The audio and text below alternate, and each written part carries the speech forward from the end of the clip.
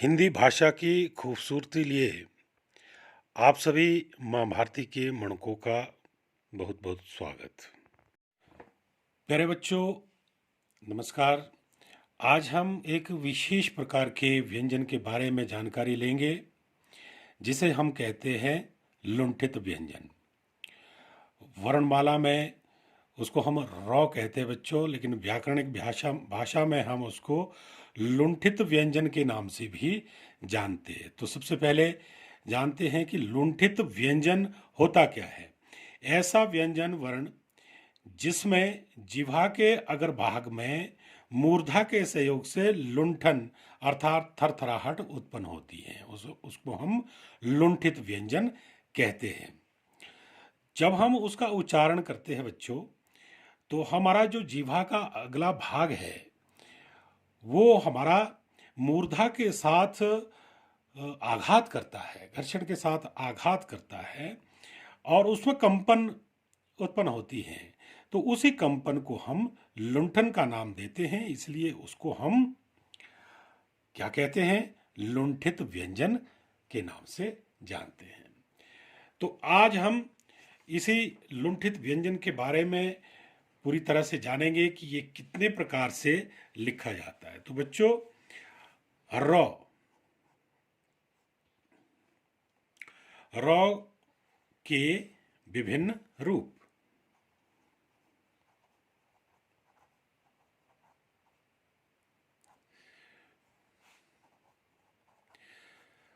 Raw के बच्चों चार रूप होते हैं, चार प्रकार से इसको लिखा जाता है। कितने प्रकार है, इसको हम चार प्रकार से लिख सकते हैं। सबसे पहला जो रूप है वो है ये, जो आपने देखा है वर्णमाला में ये लिखा रहता है। तो रॉ, ये पूरा रॉ है। इसको कहाँ इस्तेमाल किया जाता है इसके बारे में हम आपको बताते हैं। यदि रॉ के बाद कोई स्वर आता हो, जैसे यदि, लिख ही लेते हैं, आप भी लिख लेना इसको। यदि रॉ के बाद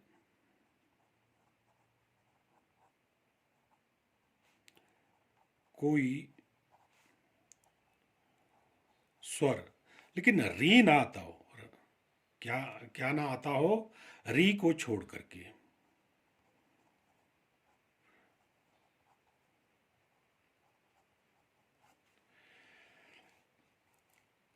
आता है, आता हो, तो रॉ पूरा मूल रूप में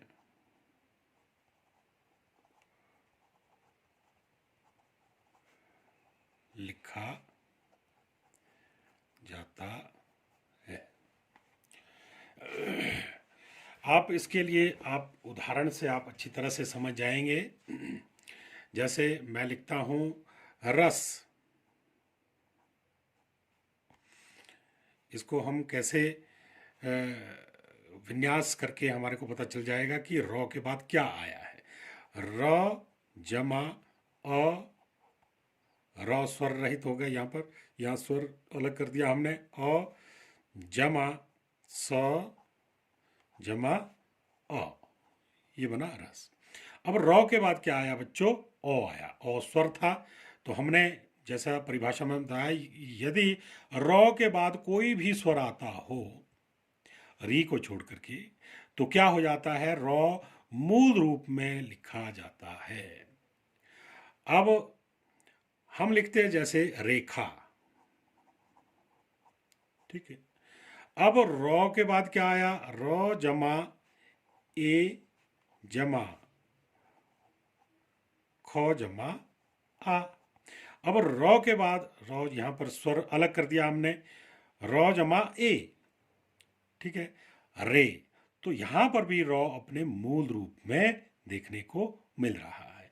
आप कोई भी एग्जाम्पल ले लीजिए, कोई भी उदाहरण, रमेश लिख लिया हमने, रमेश। ओ वाला चलो हो गया, आ वाला राम करते हैं, रमेश तो हो गया, क्योंकि रस में रॉ में ओ था। राम करते हैं राम। इसमें क्या है, रॉ जमा आ जमा मो जमा ओ, ये हो गया राम। तो ये था पहली प्रकार का रॉ। इसमें बच्चों ये हलंत भी है लगा हुआ, हलंत, इसको हल चिन्ह भी कहते हैं, ठीक है। और ये शिरोरेखा होती है जो हम ऊपर ऊपर लगाते हैं किसी भी व्यंजन के ऊपर, या स्वर के ऊपर, या फिर किसी शब्द के ऊपर। तो जब हम रेखा देते हैं तो उसको हम शिरोरेखा कहते हैं। अब खड़ी पाई होती है बच्चों जो अंत में लग, जैसे अ के अंत में ये अ हमने लिखा, अ के अंत में जो ये खड़ा जो आपको पोर्शन दिख रहा है, खड़ा खड़ा एक लाइन दिख रही है, तो उसको हम खड़ी पाई कहते हैं।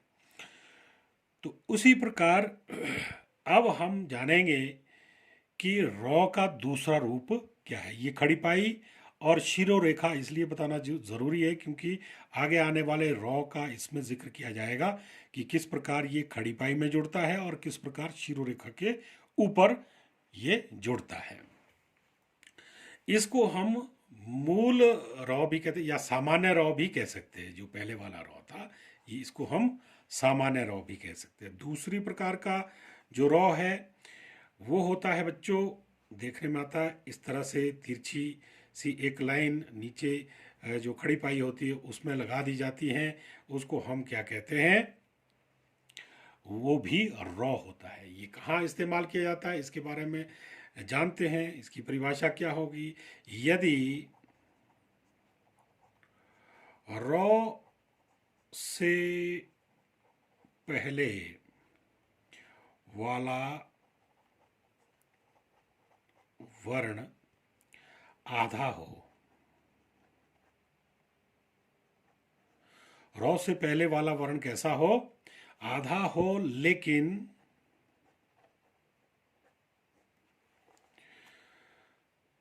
खुद रॉ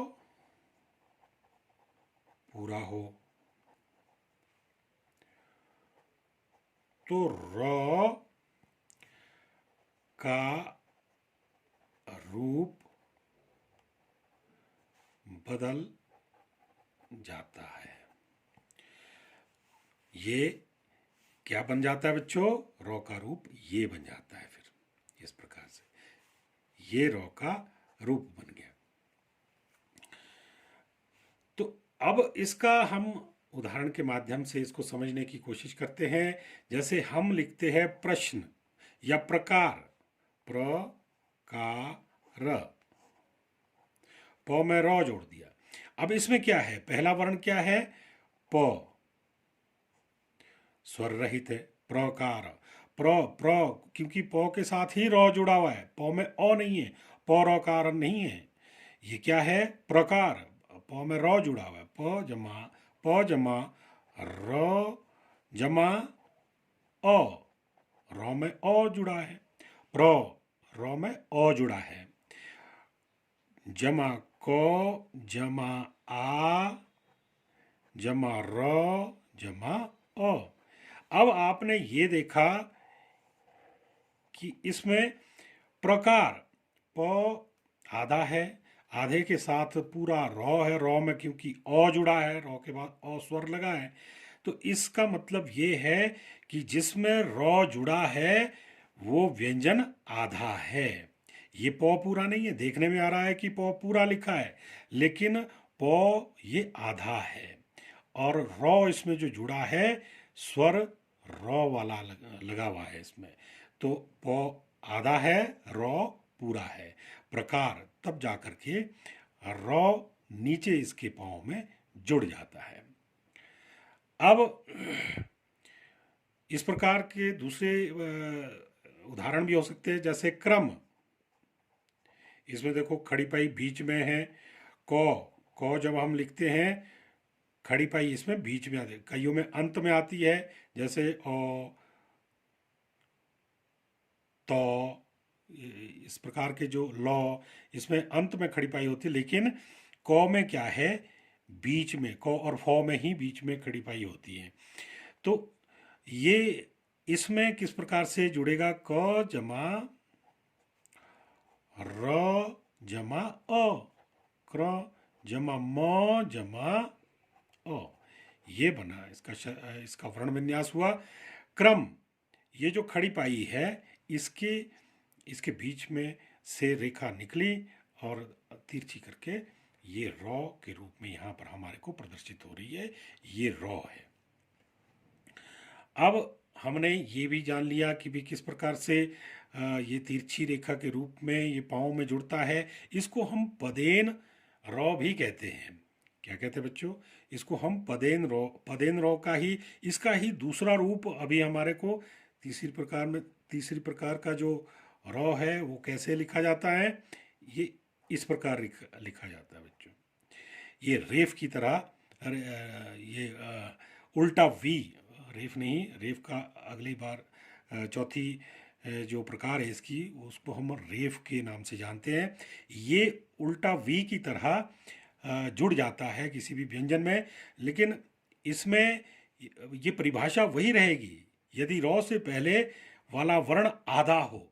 यही लिखेंगे आप, यदि रॉ से पहले वाला वर्ण आधा हो लेकिन खुद रॉ पूरा हो। साथ ही ये भी देखना है हमें कि उसमें खड़ी पाई ना हो करके वो नीचे से गोल हो। क्या हो, ये वो नीचे से क्या होता है, यदि पहले वाला जो वर्ण है वो कैसा है, नीचे से गोलाई वाला है। यदि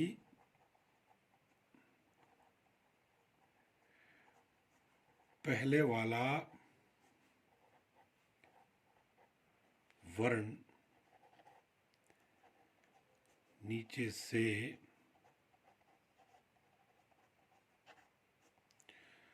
गोलाई वाला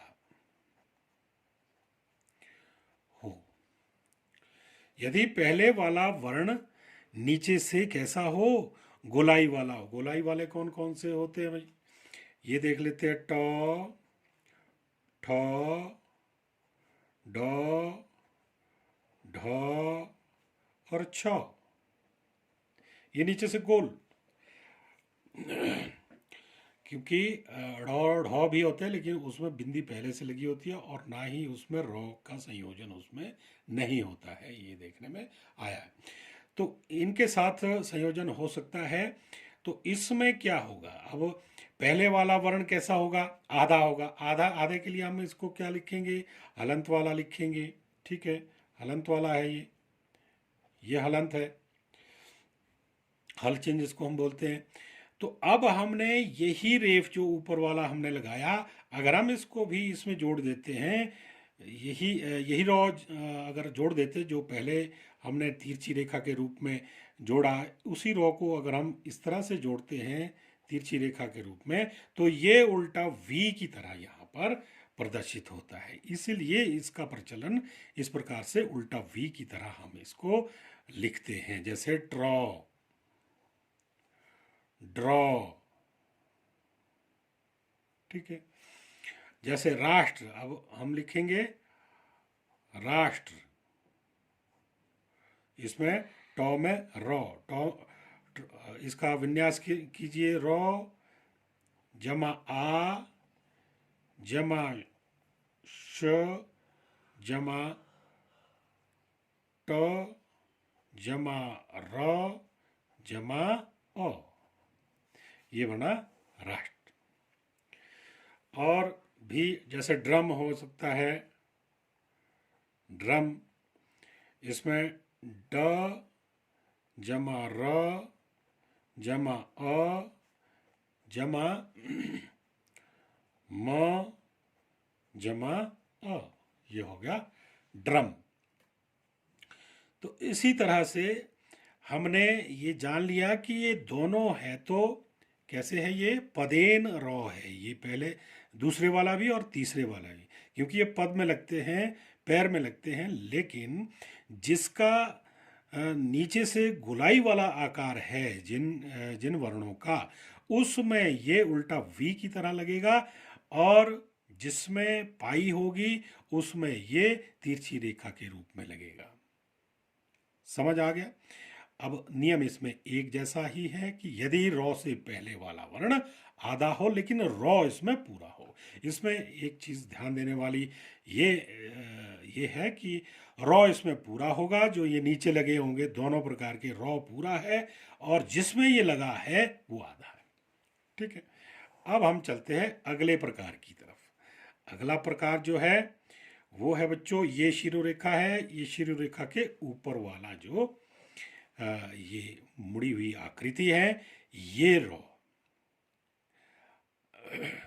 ये कहाँ लगता है ये भी जान लेते हैं। यदि रॉ खुद आधा हो, यदि रॉ आधा हो तो वह बाद वाले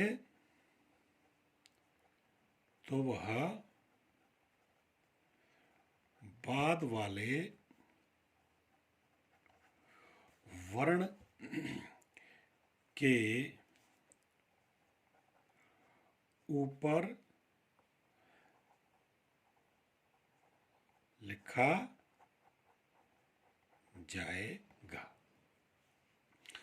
अब ये कैसे लिखा जाएगा ये मैंने आपको बताया दिया। शिरोरेखा के ऊपर एक गोलाकृति, अर्ध गोलाकृति जैसी बनाई जाती है। जैसे री की मात्रा नीचे लगती है, लेकिन वो री की मात्रा नीचे लगती है हमेशा, ये ऊपर को ये आकृति बन जाती है।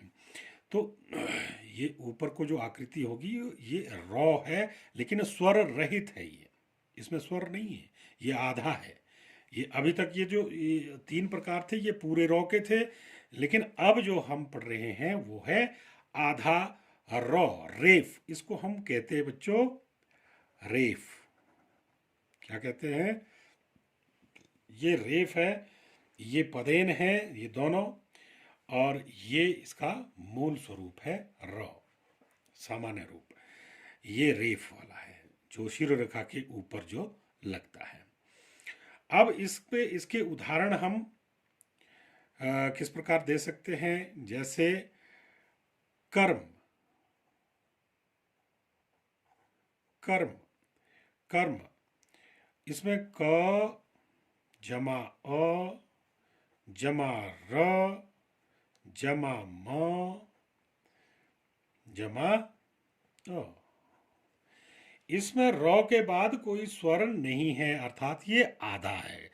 रॉ के बाद सीधा म है, कर्म। रॉ के बाद स्वर नहीं है। यहाँ पर देखने वाली बात ये है, समझने वाली, कि इसमें रॉ के बाद अ नहीं है, अर्थात ना अ है ना ही कोई दूसरा स्वर है, अर्थात स्वर रहित है, स्वर इसमें नहीं है। जब स्वर नहीं है तो ये आधा है। आधा है तो ये कहाँ चला जाएगा? जो ये मौ है, इसकी जो अंत वाली शिरोरेखा है, इसकी शिरोरेखा है अंत वाला जो खड़ी पाई है, उसके ऊपर ये लग जाएगा। कर्म, जैसे आप यहाँ पर देख रहे हैं, क म, ये कर्म। तो और भी बहुत सारे उदाहरण होते हैं इसके। एक चीज़ जो मैं आपको बताना चाहूँगा, जो अक्सर गलत तरह से लिखते भी है कई बार और पढ़ते भी हैं, वो है ये वाला शब्द। इसको क्या कहेंगे बच्चों? इसको किस तरह से पढ़ेंगे? ये वो है, ये आधा तो है, ये आधा सौ है, ये ऊपर रॉ है, ये यो है। इसको कोई कहते हैं वात्सर्य, कोई कुछ पढ़ता है कोई कुछ पढ़ता है, लेकिन इसको पढ़ने का ये नियम है कि भी जितने भी ये आधे व्यंजन हैं, और जब तक ऊपर ये रॉ लगा है, रॉ से पहले वाले जितने भी ये आधे व्यंजन यहाँ पर लिखे गए हैं, उससे पहले रॉ का ही उच्चारण होगा। ठीक है, तो इसको पढ़ेंगे वर्तस्य, वर्त्स्य। ठीक है, इसको आप ठीक से समझ लें, वर्त से इसको पढ़ा जाएगा। तो आज हमने बच्चों बहुत ही इम्पोर्टेंट चीज़ को जाना, जो आपके किसी भी कंपटीशन में आगे काम आ सकती हैं, और एग्ज़ाम में भी इससे रिलेटेड प्रश्न आपसे पूछे जा सकते हैं। जो आपके वार्षिक इम्तहान होते हैं कक्षा के, लेकिन आपके ये जीवन पर्यंत कहीं भी काम आने वाली चीज़ है। रॉ का प्रयोग आपको आ जाना चाहिए। 4 प्रकार से इसका प्रयोग होता है, और हर प्रकार इसका अलग एक पहचान अपनी रखता है, और कहाँ इसका प्रयोग करना है, किस प्रकार का रॉ रॉ कहाँ लगेगा, उसके नियम बने हुए हैं, और वो नियम मैंने आपको बता दिए हैं। तो आपको, मुझे लगता है, इसको जान करके ज़रूर फ़ायदा हुआ होगा। आप इसी प्रकार मेरे साथ बने रहिए, और मेरे चैनल को जिसने सब्सक्राइब नहीं किया है वो सब्सक्राइब कर लीजिए।